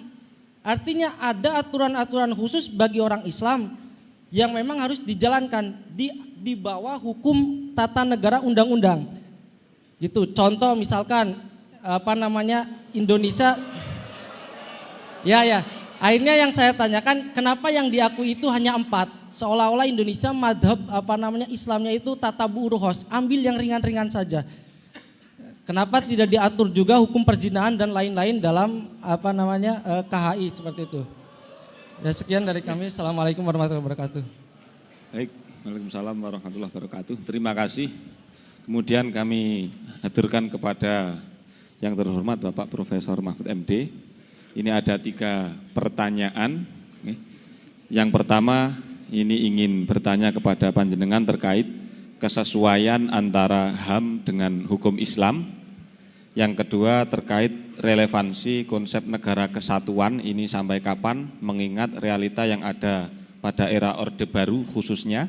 Kemudian yang ketiga itu terkait menakar mafsadah dari pembentukan negara Islam berdasarkan sejarah. Kenapa dalam KHI itu yang diakomodir hanya terkait ahwal syakhsiyah, tidak secara utuh. Itu secara kajian berdasarkan sejarah bagaimana tanggapan panjenengan? Demikian. Sudah. Oke, sampai. Baik, sudah jam 12.23. Mudah-mudahan ini satu termin saja pertanyaannya. Saudara Nurul Saleh, ya tentang HAM. Sejak dulu kalau dikatakan di dalam Islam itu ada HAM dalilnya, misalnya ya inna akramakum indallahi atqakum, manusia sama kecuali takwanya. Kemudian piagam Madinah bahwa semua yang berbeda kosmopolit bersatu dan dilindungi oleh Nabi. Istri Nabi juga ada yang dari Yahudi dulunya. Sahabat Nabi namanya Muhairik yang berperang bersama Nabi, itu orang Yahudi Muhairik. Sampai meninggalnya di depan Nabi itu ya masih saya tetap Yahudi tapi saya ikut Muhammad dalam bernegara. Karena apa? Karena kepemimpinan yang kosmopolit tuh, memimpin semua orang yang berbeda diperlakukan adil gitu. Dan maqasidus syar'i tadi ada 5 kan maqasid syar'i. Negara itu sudah dianggap HAM dan pro hak asasi kalau memenuhi 5 syarat maqasidus syar'i. Ya, hifdzuddin, hifdzul mal, hifdzun nafs, hifdzu nasab, hifdzun nasab, wa hifdzul akal gitu. 5 hal itu dilindungi, itu sudah negara hak asasi manusia. Di piagam PBB juga begitu, Islam maqasidus syar'inya juga begitu. 5 hal itu kamu lindungi, maka itu hak asasi manusia hidup. Nah, persoalannya apa benar ini ada hak asasi manusia di dalam Islam? Ya benar itu tadi. Tetapi terjemahannya di dalam fiqhus siyasah itu tergantung pada situasi, tempat dan waktu. Saudara, demokrasi dan hak asasi itu sesuatu yang bagus. Tapi itu tidak terkait dengan apakah kalau negara tidak demokrasi jelek, enggak juga. Negara yang tidak demokrasi bagus juga banyak. Tapi negara yang demokrasi jelek juga banyak. Jadi tergantung pada akhlak orangnya. Coba saudara mau tuh negara Islam yang pakai khilafah misalnya. Kalau mau bicara yang bos ada Umar bin Abdul Aziz, ada Harun al-Rasyid, ada Umar bin Khattab dan sebagainya lah. Banyak yang bagus-bagus khalifah. Tapi khalifah yang brengsek juga banyak. Saudara tahu Yazid bin Muawiyah membunuh orang sesukanya. Walid, tahu Walid 2 itu. Ada Walid di sini kok ketawa. Walid itu minum-minum mabuk-mabukan, mau membuat tenda di atas Ka'bah, dia ingin minum di atasnya sampai akhirnya dibunuh oleh saudaranya sendiri sebagai khalifah.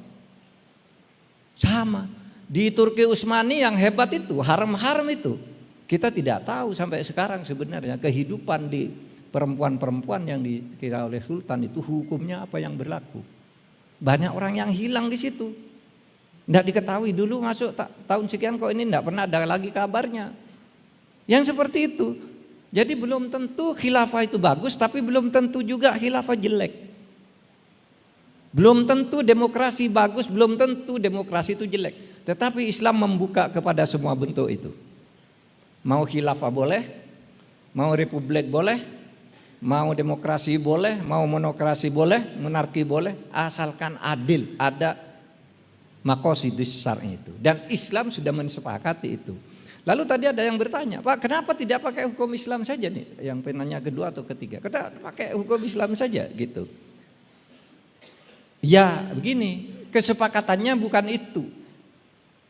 Jadi kesepakatannya secara umum, negara Indonesia itu sama dengan negara Madinahnya Nabi, negara kosmopolit.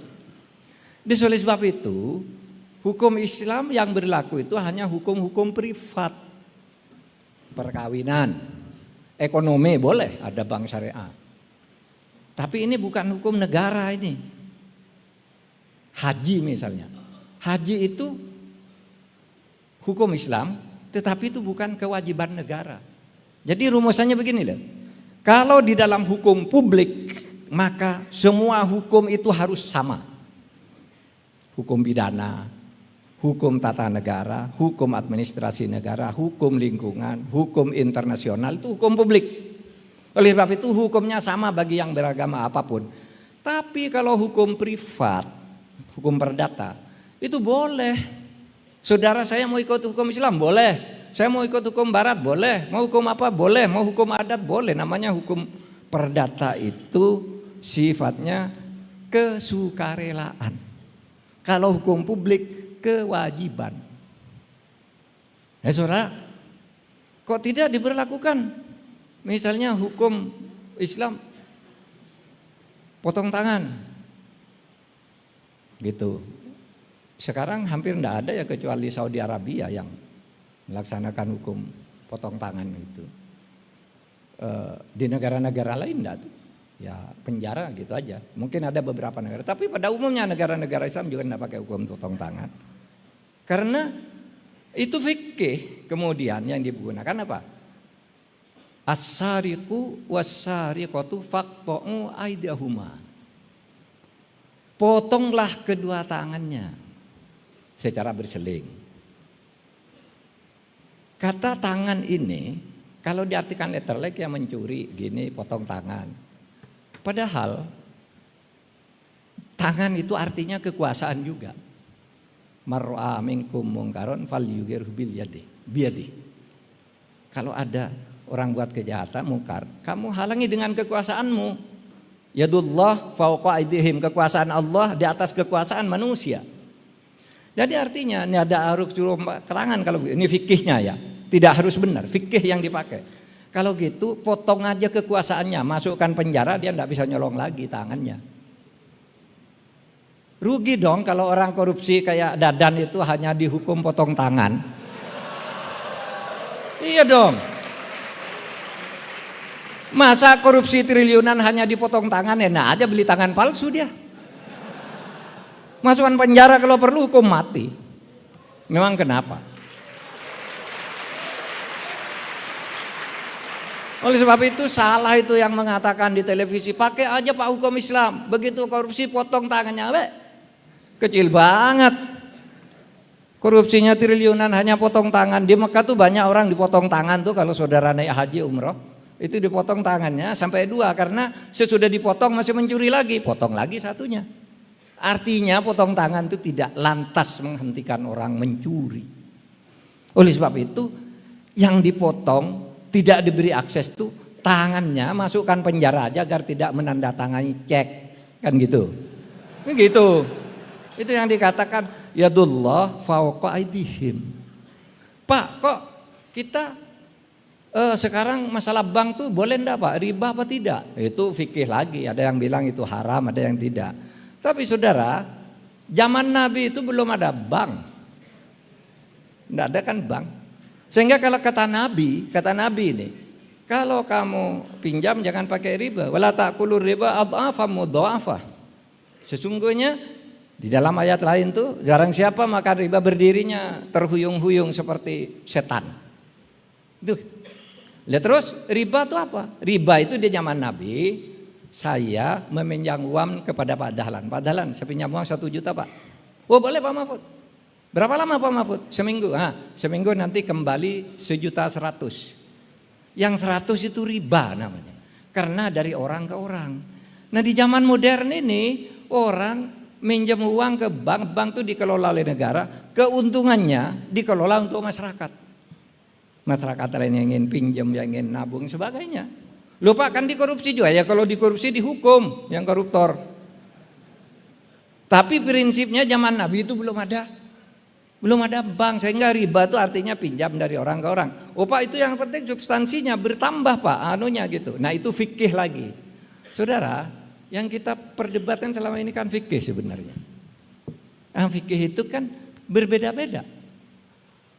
Apa tuh? Ibnul Qayyim, la yungkaru taghayyurul ahkam bi taghayyuril azman wal amkan wal awaid. Fikih itu selalu berubah sejak zaman Nabi sampai sejak zaman Nabi misalnya. Yang dikatakan negara tuh kepala eksekutifnya Nabi, legislatifnya Nabi bersama Allah, ya kan? Negara zaman Nabi. Yudikatifnya Nabi, tidak ada hakim, tidak ada menteri, tidak ada apa. Sesudah Nabi wafat dibagi-bagi, iya kan? Ada yang diangkat menjadi hakim, ada yang diangkat menjadi bendahara negara dan sebagainya. Sudah beda karena zamannya berubah. Umar lalu mengatakan asnaf, itu humus.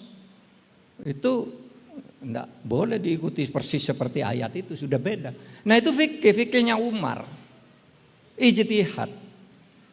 Sedangkan ijtihad itu kalau niatnya bagus kan tetap berpahala ya. Idza jatahadal hakim fa asaba falahu ajrun wa in akhta'a falahu ajrun wahidun. Kalau hakim itu orang bijaksana, pinter, itu berijtihad, ijtihadnya benar dapat 2. Kalau salah, tapi ini bukan sengaja salah ya, bukan sengaja membuat aturan yang salah itu, falahu ajrun wahid, 1 tetap dapat pahala.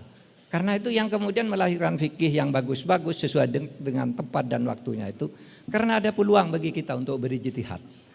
Nah di sini ya Ma'had Ali ini kan pendalamannya fikih, usul fikih, hal-hal yang seperti itu dikembangkan. Mau ikut yang mana? Nah, saudara ijtihad sendiri aja. Kan bisa. Oh, ini yang cocok, ini yang cocok, ini dan seterusnya. Saudara, kemajuan siapa nih? Masalah kemajuan bangsa, kita kita ini dididik. Kita ini dididik kalau mau berpolitik harus ke DPR. Saudara, berpolitik itu tidak harus ke DPR. Maka disebut trias politika aslinya. 3 poros politik. Legislatif itu ke DPR. Eksekutif, saudara jadi menteri, jadi dirjen apa itu, kan tidak harus ke partai politik. Profesional itu politik. Yudikatif jadi hakim, enggak usah DPR. Saudara masuk fakultas hukum, daftar jadi hakim, jadi jaksa, jadi. Itu semua politika. Poros-poros kekuasaan yang mengatur masyarakat. Sehingga bahkan kalau kata Gus Dur itu politik juga ormas. Kenapa? Karena dulu Indonesia ini merdeka sebagai gerakan politik juga didorong oleh ormas-ormas. NU berdiri untuk memperjuangkan hak-hak rakyat, Muhammadiyah berdiri memperjuangkan hak-hak rakyat, Partai Syarikat Islam berdiri masuk ke politik di Volksraad. Dulunya itu ormas. Jadi ormas misalnya NU nih di Cirebon kemarin bikin statement begini. Kalau pemerintah tidak bisa memberantas korupsi maka NU akan mengeluarkan fatwa agar rakyat tidak membayar pajak. Itu politik. Apakah itu boleh? Boleh, bagus. Bagus. Kenapa tidak? Karena politik itu artinya proses mempengaruhi policy. Policy itu kebijakan. Proses mempengaruhi kebijakan itu artinya politik. Politik itu salah satu artinya ada politik is policy. Kebijakan. Kalau saudara memprotes kebijakan pemerintah, itu berarti memprotes policy. Itu politik, boleh. Wartawan juga politik. Jadi saudara tidak harus masuk partai politik. Nanti kalau masuk partai politik banyak yang masuk angin kemudian rusak itu. Tapi banyak yang tidak masuk angin. Maksud saya banyak yang kemudian sesudah di politik itu berubah. Idealismenya bergeser, alasannya ya demi maslahah gitu kan alasannya. Dipakai dalil maslahah itu nomor 1, daripada ribut saya ngelawan terus, ribut negara kacau, lebih baik maslahah saya ikut ke sana. Ada yang bilang pakai politik uang tuh orang Islam. Kamu kok pakai politik uang? Kamu politik, Pak. Ini anjuran Islam, pilih yang paling mungkin. Nah itu kan. Kalau orang pakai politik uang, saya ndak pakai kalah, kan lebih baik saya pakai. Kalau menang gunakan untuk kepentingan umat katanya. Alasannya bisa dicari-cari, gitu. Tapi kan sebenarnya itu semua tergantung pada moral. Sehingga dikatakan mala yudroku kulluhu la yudroku kulluhu. Kalau kamu ndak bisa ambil seluruhnya, ambil sebagian yang bisa kamu ambil. Jangan buang semua. Kamu tidak bisa melakukan ide ini, tapi kalau saya masuk ke sana masih bisa memperjuangkan ini yang kecil. Itu biasa dalam politik. Gitu. Nah, saudara, saya kira Ibrahim Ahmad, mana tadi Ibrahim Ahmad? Nah itu ya. Kamu bagian dari 16% ya.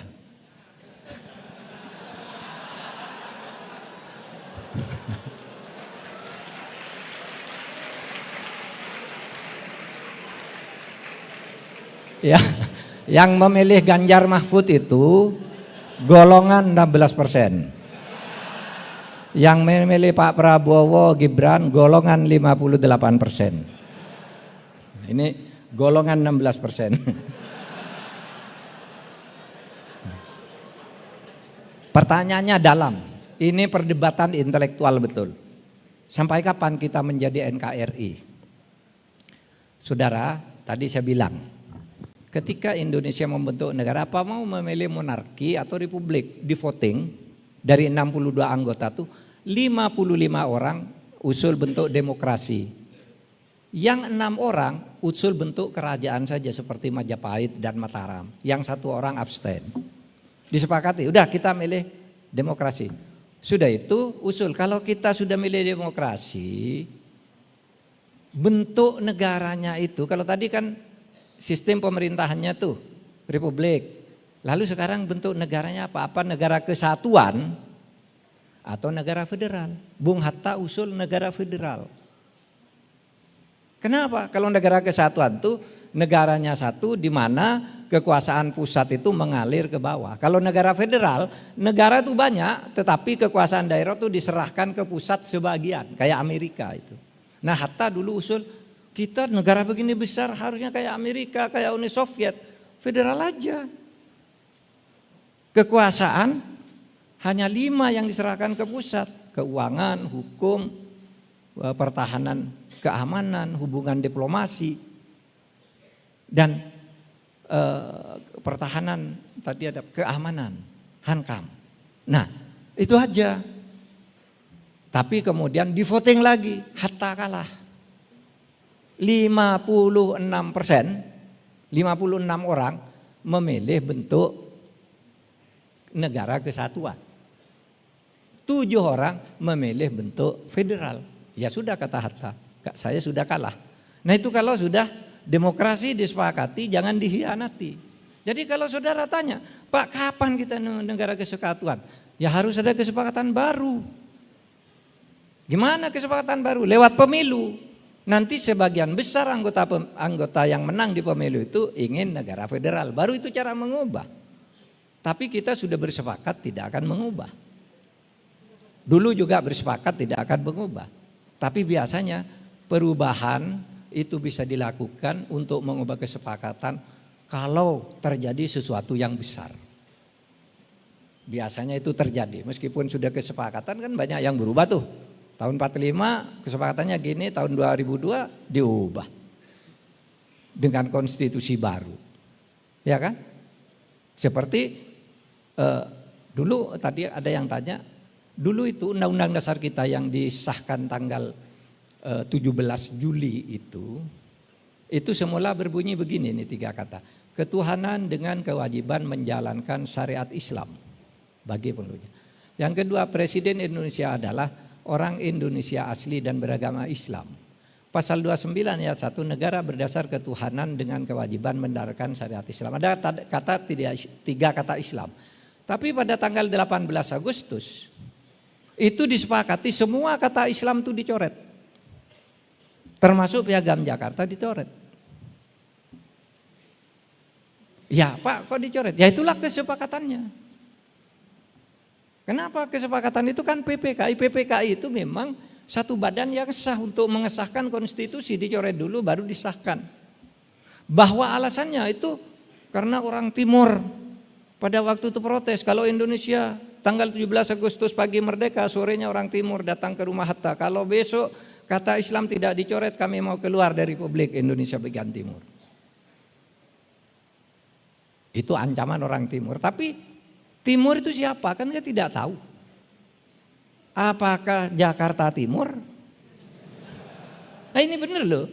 Karena waktu itu tahun 45 belum ada pesawat. Kalau orang dari timur mau ke Jakarta merdeka jam 10, jam 5 sudah di rumah Hatta. Tidak ada pesawat, Bung. Berarti timurnya Banyuwangi. Kereta tidak bakal sampai dalam 7 jam dari Banyuwangi. Surabaya tidak bakal sampai. Kalau begitu Bekasi kali, Jakarta Timur. Nah itu tidak diperdebatkan lagi. Pokoknya ada orang timur ngancam dan kita...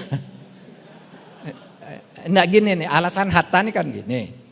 Kenapa Bung Hatta mempelopori perubahan? Karena sore ketika saya mau berbuka, ada orang diantar oleh Maeda ke rumah saya, ini orang Timur mau protes. Orang itu langsung protes, pokoknya kalau kata Islam tidak dicoret dari konstitusi, kami orang Timur akan berada di luar Republik. Biar Indonesia merdeka, kami tetap memilih dijajah Belanda. Lalu kata Hatta, aduh kalau begitu saya 23 tahun berjuang sampai di penjara, diasingkan kemana-mana, rusak hanya kata Islam tuh. Kata Hatta, udahlah disetujui coret. Gimana cara mencoretnya? Cara mencoretnya begini. Besok sebelum sidang jam 8 dikumpulkan 4 orang oleh Hatta. Ini kata Hatta. 1 Kasman Singodimejo. 2 Kasman Singodimejo dari Muhammadiyah. 2 Kiai Wahid Hasyim dari NU. 3 Joyo Ki Bagus Hadikusubo dari Muhammadiyah dan Ahmad Hasan dari Aceh. Ini tokoh Islam yang terkemuka ketika itu diminta pendapat oleh Hatta. Pak, ini orang Timur mau merdeka. Kok masa kita mau rela mereka tidak ikut Indonesia hanya karena kita tidak mencoret kata Islam? Kata Hatta nih, 4 orang ini setuju. Udah coret saja. Coret saja demi kemaslahatan. Kemaslahatan lagi alasannya. Demi kemaslahatan coret. Coret. Sesudah coret, sidang dimulai, yuk silakan lapor Hatta, kata Bunga. Hatta lapor, semuanya beres tapi ada kata Piagam Jakarta dicoret, pasal 6 dicoret, yang ada kata Islamnya pokoknya dicoret. Setuju? Setuju, diketok. Nah, jadi itu berdasar kesepakatan. Tapi saudara, ya, 4 dari orang yang katanya dipanggil Hatta itu membantah. Kasman, Ki Bagus, Wahid Hasyim dan Hasan. Wahid Hasyim itu bilang, saya tidak pernah dipanggil Hatta. Saya tidak pernah menyetujui perubahan itu. Saudara baca nanti buku biografinya Bahder Johan. Bahder Johan ketemu Wahid Hasyim, saya tidak pernah tuh menyetujui. Saya kan tidak hadir ikut. Wong saya ada di Surabaya, kata Wahid Hasyim. Nah saudara, para pendiri negara itu ya Wahid Hasyim, ya Hatta, ya Ki Bagus dan lain itu orang-orang yang hatinya mulia. Tapi informasinya berbeda. Mari kita bersikap arif. Apa yang sebenarnya terjadi itu nanti kita pelajari, tapi tidak usah dipersoalkan. Ini sudah selesai. Indonesia sudah jadi sebagai negara kesatuan Republik Indonesia sampai sekarang ini. Nah, saya kira sudah Fauzan. Mengapa sih tidak berani memberlakukan negara Islam? Ya karena kalah.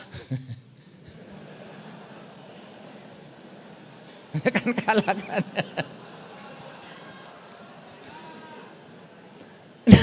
Tahun 45 itu kan sudah berdebat. Ya. Berdebat pokoknya sampai ketemu jalan tengah, lalu kalah di dalam proses persidangan di PPKI tadi. Terus mau apa? Kalau kita melawan terhadap kesepakatan, namanya bugot.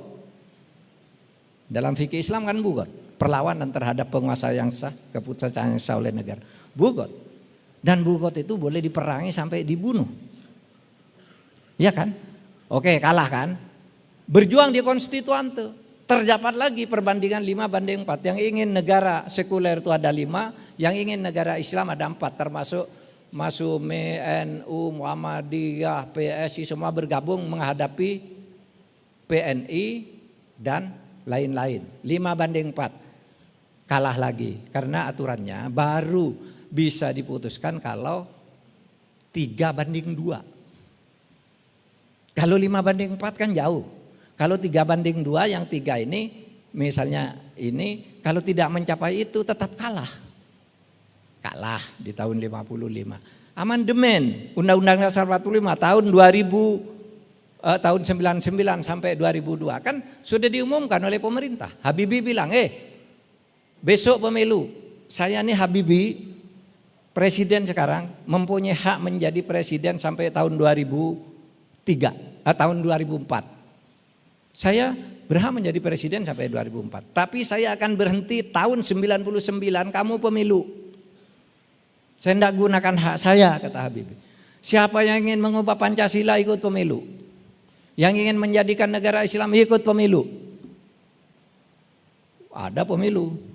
Yang ingin menjadikan negara Islam itu ada Partai Abul Yatama dari Aceh. Partai Persatuan Pembangunan ingin kembali ke Piagam Jakarta. PKS, Partai Keadilan, ingin negara Islam. Partai Nahdlatul Ummah, ingin negara Islam. Banyak. Tapi keseluruhan yang ingin negara Islam itu hanya 17% kalau digabung. Sementara yang 83% itu ingin negara Pancasila. Kenapa Pak? Kok tidak negara Islam saja? Karena kalah lagi. Kalah kok mau maksa gimana? Melanggar syariat itu kalau sudah kalah. Kok masih mau memaksa? Kalau Anda ingin berjuang, pengaruhi orang, itu sah, tidak akan dihukum saudara berjuang. Kita ubah yuk Pancasila, berjuang, dirikan partai, lalu berembuk nanti di MPR. Ya. Oke, saya kira cukup, saudara sekalian. Terima kasih atas perhatian semuanya. Pertanyaan-pertanyaan tadi setiap penanya ini, kalau dijadikan topik kuliah, bisa menjadi masing-masing satu topik sebenarnya, panjang ini kuliahnya. Oleh sebab itu dalami nanti di ruang-ruang kuliah. Kata-kata kuncinya tadi udah muncul. Terima kasih. Assalamualaikum warahmatullahi wabarakatuh. Waalaikumsalam.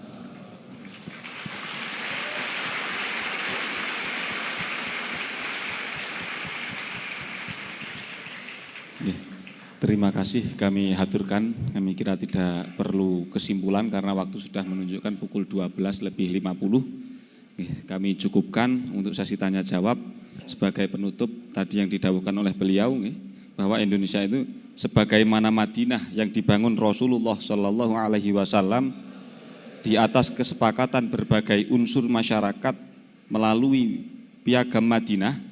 Indonesia pun berdiri di atas konsensus kebangsaan yang lahir dari pergulatan gagasan para pendiri bangsa. Semoga semangat perdebatan intelektual, persatuan dan kemaslahatan yang melandasi lahirnya konstitusi kita senantiasa terjaga dalam kehidupan berbangsa dan bernegara. Demikian dari kami selaku moderator, apabila banyak kurang lebihnya kami mohon maaf yang sebesar-besarnya. Wal afu minkum, tsumma assalamu alaikum warahmatullahi wabarakatuh.